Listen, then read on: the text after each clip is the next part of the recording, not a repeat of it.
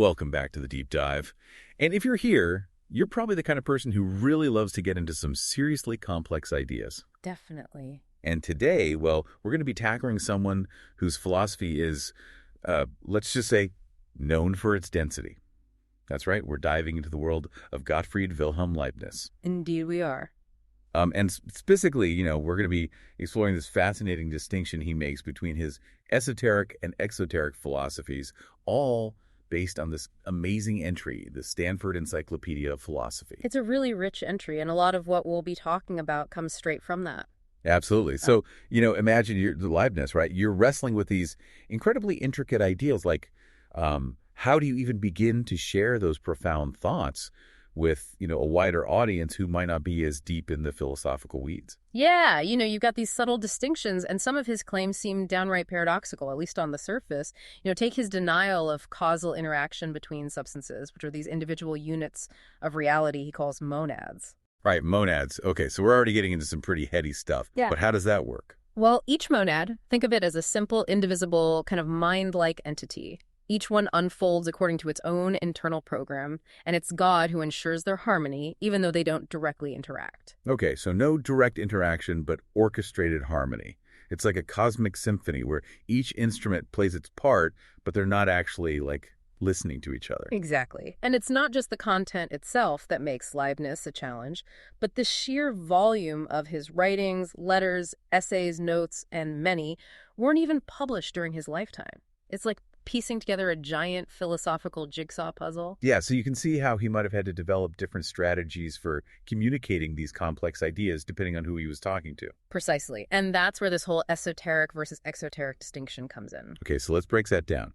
Esoteric, exoteric, what do these terms even mean in the context of Leibniz's philosophy? So think of esoteric as his most rigorous mode of philosophical expression, aimed at a select group of really dedicated truth seekers, those who are ready to dive into the depths of his system. So like the inner circle, the philosophical elite. Exactly. Then you have exoteric, or popular, as it's sometimes called, which is intentionally more accessible, designed to engage a wider audience without necessarily sacrificing accuracy, but, maybe simplifying things a bit. Yeah, like a philosophical ideas for dummies, kind of. Well, not quite that basic, but you get the idea. It's about tailoring the message to the audience. Makes sense. So is this distinction something that modern scholars have kind of imposed on his work, or did Leibniz himself actually think in these terms? Oh, no, he definitely recognized this distinction himself very early on, and he even identified some of his works as belonging to this exoteric category. For example, his Essays de Théodicée, one of his major published works, he explicitly considered that to be exoteric. Wow, so he was really conscious of this from the get-go. That's pretty fascinating. It is, and for anyone trying to really understand Leibniz's thought, this distinction becomes an essential interpretive tool, like a key to unlocking the deeper layers of his philosophy. It helps us to understand, when he's really diving deep into the technicalities and when he's sort of streamlining things for a broader audience. I'm starting to see how crucial this is. So let's say I'm trying to make sense of all these different texts, some esoteric, some exoteric. How can I tell which is which? Well, that's where it gets a bit tricky. You see, Leibniz didn't always explicitly label his works as one or the other. So we have to play detective a bit. Exactly. We have to look at the context, the intended audience, the style of argumentation, and thankfully we have his letters, which provide valuable clues about his intentions with particular texts. Take, for instance, the Système Nouveau, which was his first major public presentation of his mature philosophy. Now, a reader coming to that wouldn't necessarily know that Leibniz considered it an exoteric work, but from his letters, we know that he did. So the letters are like a behind-the-scenes commentary. Exactly. And to make things even more interesting, Leibniz didn't always use the terms esoteric and exoteric in a completely consistent way. Oh, no. So now we're talking about words that themselves have multiple meanings. Yeah, that's philosophy for you. Sometimes he uses them to refer to the content of the philosophy itself, like some ideas are just inherently more abstract and further removed from common experience. Yeah, like monads and pre-established harmony. Those aren't exactly things you bump into on the street. Right. And other times, he's talking about the way he presents those ideas, the level of rigor, the formality of the argument. So, yeah, it's a bit of a moving target, but that just makes it all the more intriguing to grapple with. It's like a philosophical treasure hunt. Okay, so this whole esoteric versus exoteric thing is clearly a big deal for understanding Leibniz. Now, the entry mentions Bertrand Russell and how he saw this public versus private aspect of Leibniz's work. What's the story there? Well, Russell, a very influential philosopher in his own right, he famously argued that Leibniz had two distinct philosophies, almost like two separate systems. One was this public-facing system, heavily influenced by theological concerns and designed to appeal to the powerful people he was trying to impress. So like a philosophical PR campaign? In a way, yes. And then there was his true philosophy, this strictly logical system, which he supposedly only revealed to a select few through his private letters. Almost like a secret society of Leibnizian initiates. It's a compelling narrative, but modern scholarship has largely rejected this kind of sharp division. We now see a lot more continuity between Leibniz's public and private writings. So it's less about a secret hidden philosophy and more about strategically tailoring his message for different audiences. Exactly. But it's still fascinating to think about what Leibniz considered to be the ideal form of metaphysics, this esoteric ideal, as the entry calls it. Okay, let's dive into that. What did Leibniz envision as the ultimate way to present metaphysical knowledge? He was deeply committed to the idea of metaphysics as an a priori demonstrative science. What that means is that metaphysical truths could be known through reason alone, independent of sensory experience. So like math, where you start with axioms and then deduce theorems. Precisely. He wanted to demonstrate metaphysical truths with the same kind of certainty that we see in geometry, with rigorous proofs and clear definitions. And this stemmed from his belief that truth was ultimately a matter of conceptual containment. Okay, what does that mean? He believed that in a true statement, the predicate, the thing being said about the subject, is already contained within the definition of the subject. Like saying a triangle has three sides. The concept of triangle already includes the idea of three sides. Exactly. So for Leibniz, all true metaphysical propositions would ultimately be like that. And the goal of metaphysics would be to unpack those conceptual relationships and demonstrate them with absolute clarity. Wow. So it's like a giant interconnected web of concepts, and the philosopher's job is to map out those connections. Did he actually make any progress in creating this kind of demonstrative metaphysical system? He definitely tried. You see, he believed that all complex concepts could be broken down into simpler, more basic concepts until you reach these absolutely primitive concepts that can't be analyzed any further. Like the atoms of thought, so to speak. Exactly. And he wanted to create a kind of formal language, what he called the universal characteristic, where these primitive concepts would be represented by symbols, and you could manipulate these symbols according to logical rules to derive all sorts of metaphysical truths. It's like a philosophical version of the periodic table of elements, where you can combine these basic building blocks of thought to create everything else. That's a great analogy. And he did make some real progress, especially early in his career. He wrote these manuscripts with arguments that have this kind of demonstrative structure, like the Confessio Philosophiae. And he spent a lot of time working on definitions, trying to get those just right. So he wasn't just theorizing about this, he was actually putting it into practice. Absolutely. He was even developing early forms of logical calculus, which is pretty mind-blowing when you think about it.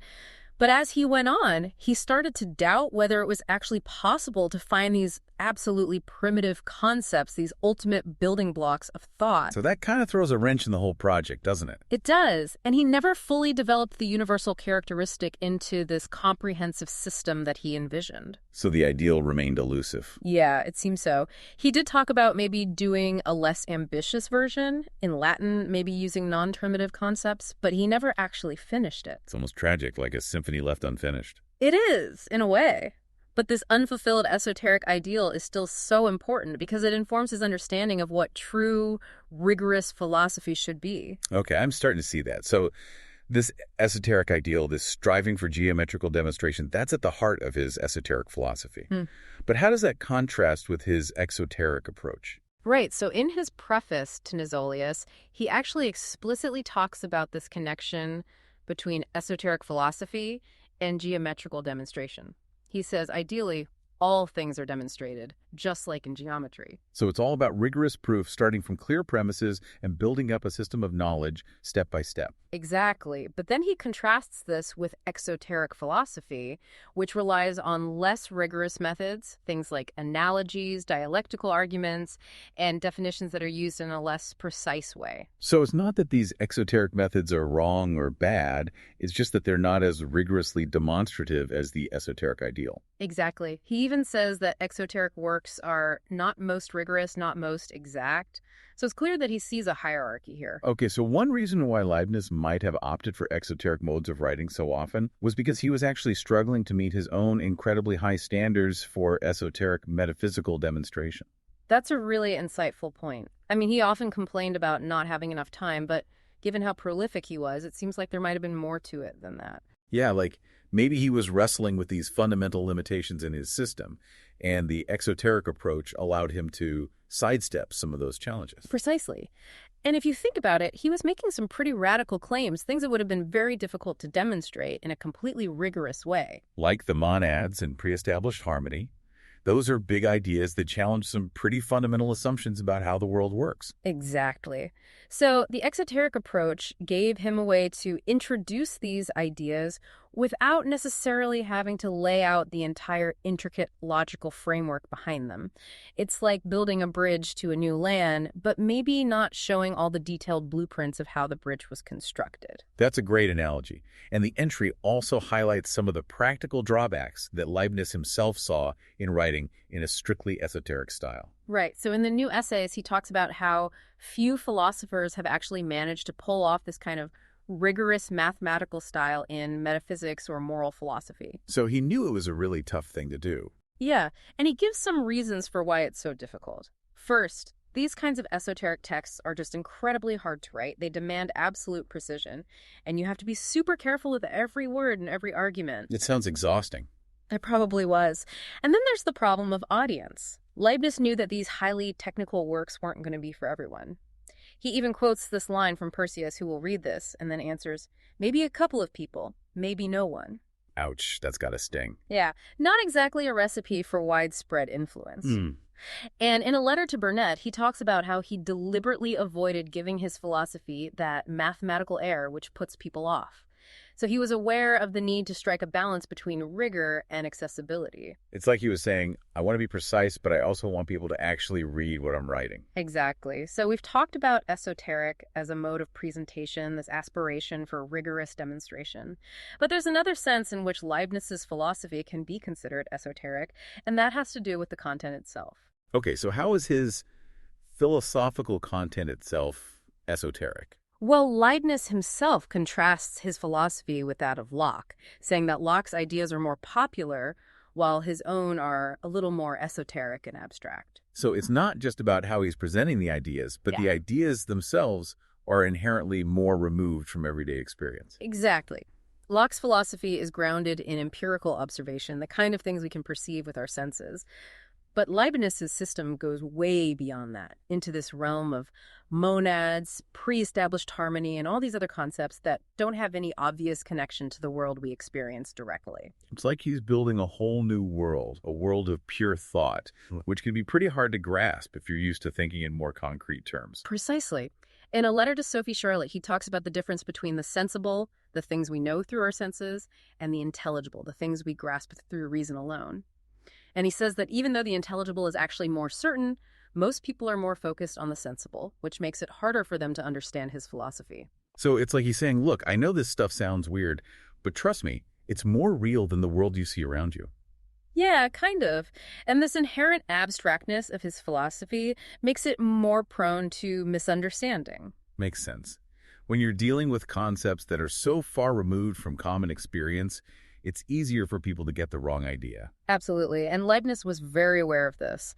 In a letter to Bayle, he talks about how he's in no rush to publish his deepest ideas, not because he wants to keep them secret, but because he's worried about the uninitiated misunderstanding and misusing them. So it's like he's saying, this stuff is powerful, and it needs to be handled with care. Exactly. He even says to Hugueny that some of his views cannot be presented in a straightforward manner because they're so easily misinterpreted if you're thinking in purely sensory terms. It's almost like he's a mystic, guarding secret knowledge that could be dangerous in the wrong hands.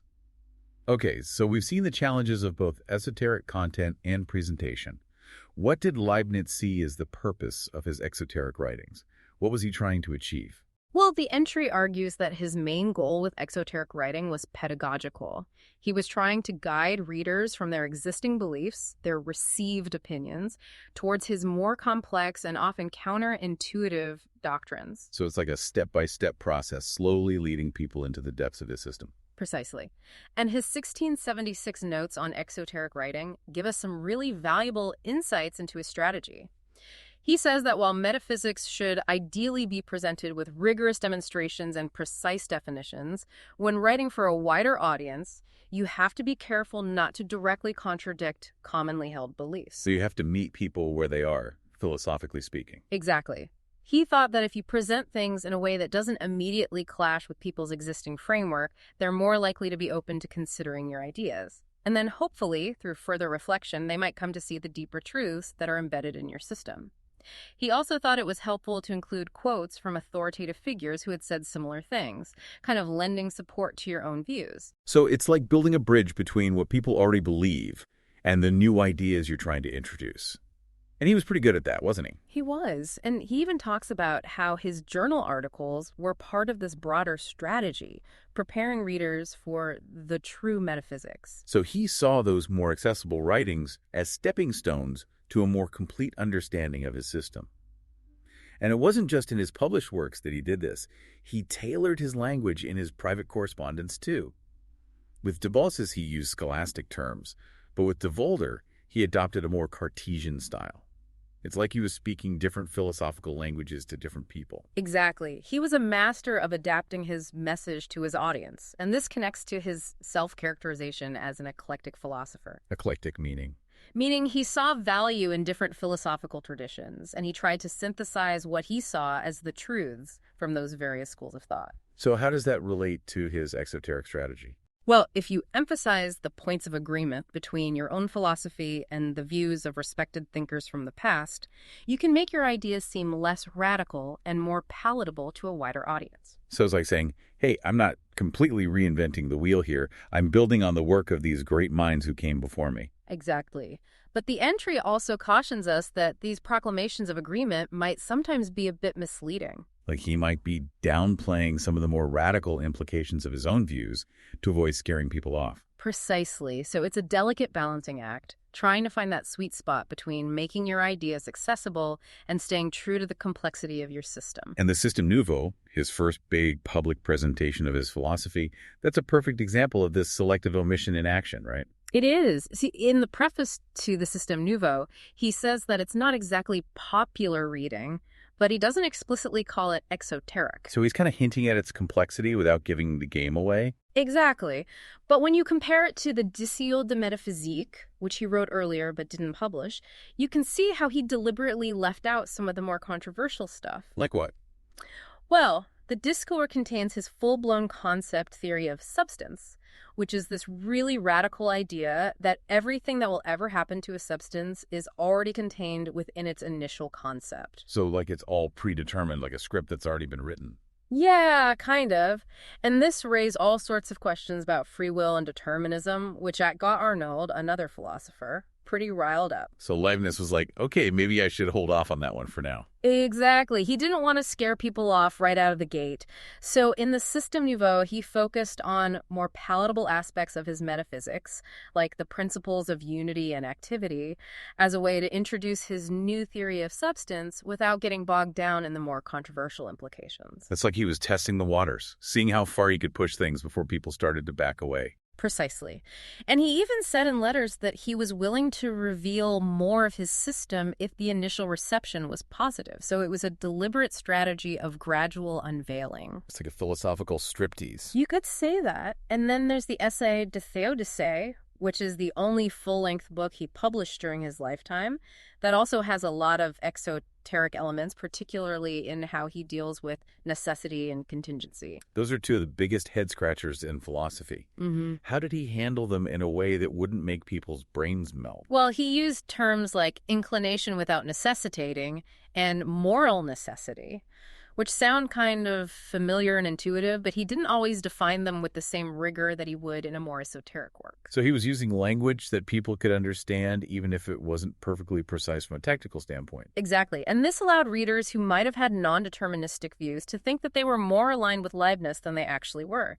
It's another example of this strategy of not straying too far from received opinions. So it's like he's saying, we're all on the same page here, even though under the surface, his views might be much more radical.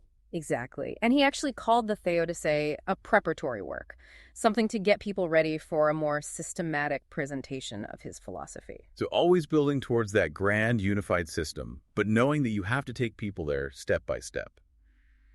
Okay, so besides selective omission and using more accessible language, what other tricks did Leibniz have up his sleeve? Well, in his preface to Nazolius, he talks about how it's okay to present philosophical propositions as hypotheses in an exoteric context, rather than as rigorously demonstrated conclusions. So it's like saying, here's an idea, what do you think? Instead of, this is the absolute truth, take it or leave it. Right. And he also suggests using examples, analogies, metaphors, even stories to help people understand abstract concepts. That's a great point. Sometimes you need to paint a picture for people before they can grasp the underlying idea. Exactly. He even compares it to how mathematicians sometimes use scholia, which are these informal explanations that accompany the more rigorous demonstrations. So even in math, which is all about logic and proof, there's a place for intuition and illustration. Precisely. And even a work like the Monadology, which is often seen as a pretty dense summary of his metaphysics, contains these kinds of exoteric features. Really? I always thought of the Monadology as one of his more hardcore esoteric works. It is, in a way, but it also uses analogies and metaphors to make the ideas more digestible.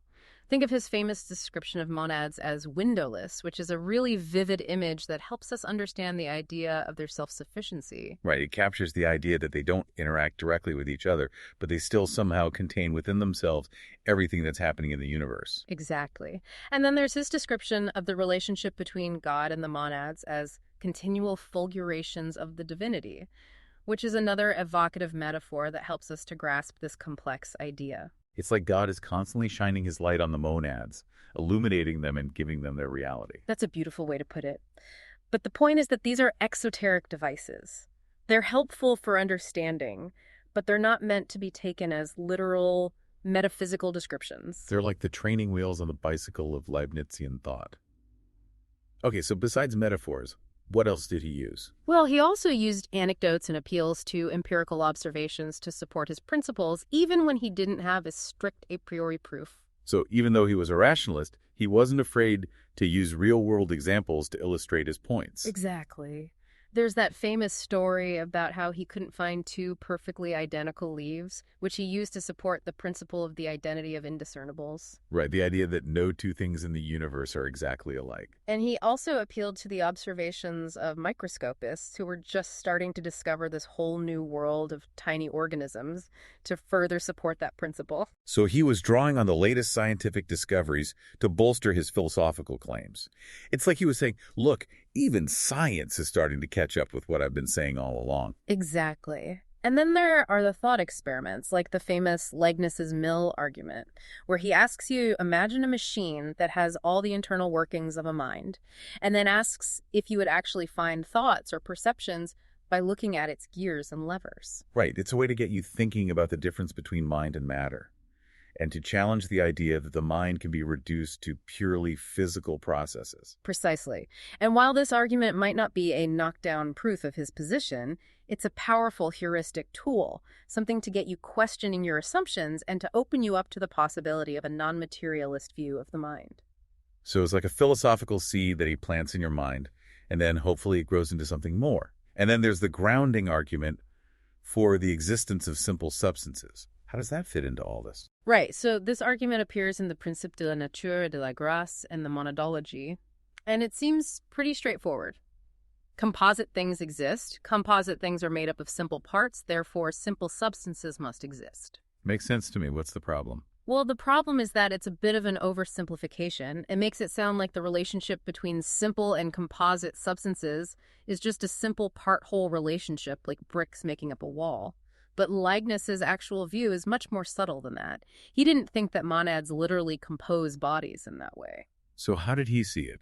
He had this concept of an aggregate, which is a collection of substances that's unified by a perceiving mind. It's not just a bunch of stuff stuck together, it's an organized whole that's held together by the activity of a mind. Okay, so it's like the mind is the glue that holds the aggregate together. Exactly. And in his letters, he actually says that matter results from constitutive unities rather than being composed of them. So it's a much more dynamic and complex relationship than the simple grounding argument suggests. So he's giving us a simplified version in those more exoteric texts, kind of easing us into the more nuanced view. Precisely.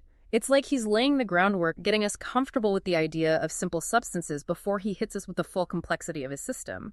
And this is also reflected in the way he uses language. In the Principes, he talks about composite substances, but in the Monadology, he just uses the term composites. So what's the significance of that? Well, some scholars think that this reflects a change in his views over time, but the entry suggests that it might be another example of exoteric adaptation. So he's using different language to convey essentially the same idea to different audiences. Exactly. And the key here is that for Leibniz, true substances are characterized by this unum per se unity, this inherent self-sufficiency. And he thought that only simple substances, the monads, really have that kind of unity. Bodies and other composite things are more like well-founded phenomena. They're real, but they're not substances in the strictest sense. Okay, so he's trying to balance his rigorous metaphysical view with the common sense idea that bodies are real things. Precisely. And by using the term composite substances in the Principes, he's acknowledging that reality without necessarily getting into the nitty-gritty of how that reality is grounded in the activity of simple substances. So it's all about finding that balance between precision and accessibility, between being true to his own system and making it understandable to others.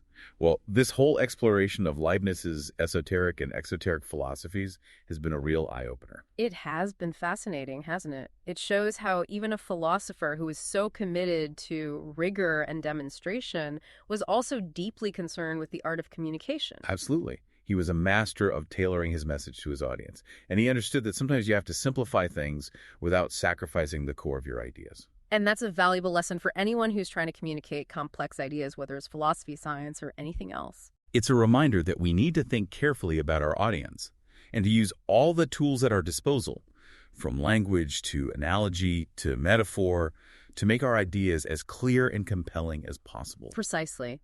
And it also raises some interesting questions about how we approach philosophy today.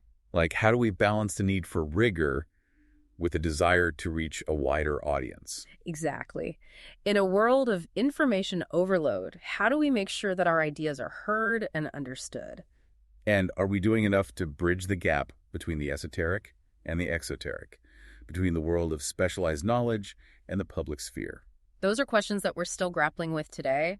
And Leibniz's example gives us a lot to think about. He shows us that it's possible to be both rigorous and accessible, and that it's worth the effort to try to communicate our ideas in a way that others can understand. It's a challenge, for sure, but it's a challenge worth taking on. Absolutely. Well, on that note, we'll leave you to ponder those questions. Until next time. See you then.